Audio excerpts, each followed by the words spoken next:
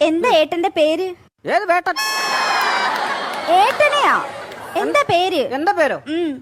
എന്റെ പേര് ഒരു വൃത്തികെട്ട പേരാണ്, കാനകൻ. എനിക്ക് ഒത്തിരി ഇഷ്ടായി. എന്റേത് നിത്യകന്യക. നിത്യകന്യക കനക. ഞാനിപ്പോ തിരക്കിലാണ്. തിരക്കിടയിൽ കത്ത് പോസ്റ്റ് ചെയ്യാൻ മറക്കണ്ട. കത്തോ? ആർക്കാടി കത്ത്? എടി ആർക്കാന്ന്? എന്തിനാ ചൂടാവുന്നേ? രഹസ്യമായ കത്താണെങ്കിൽ ആരെങ്കിലും സ്വന്തം ഭർത്താവിന്റെ കയ്യിൽ കൊടുക്കോ? അപ്പൊ നീ രഹസ്യമായി കത്ത് എഴുതാറുണ്ടല്ലേ? എഴുതിയിരുന്നു, കല്യാണത്തിന് മുൻപ്. അത് ശരി.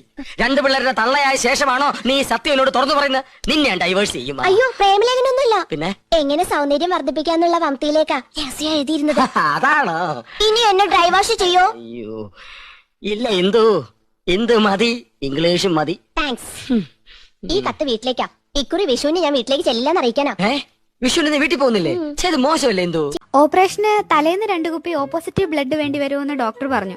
റെഡി ആക്കണം കേട്ടോ. സിസ്റ്ററെ, കയ്യിൽ നിന്നോ കാലിൽ നിന്നോ പോരെ, തലേന്ന് തന്നെ വേണോ? ഞരമ്പ് കിട്ടാൻ പാടായിരിക്കും.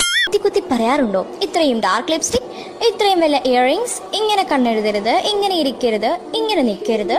അവരോടൊക്കെ പോകാൻ പറയൂ. എന്റെ സൗന്ദര്യം എന്റെ അവകാശമാണ്. പുതിയ ലാക്സ്.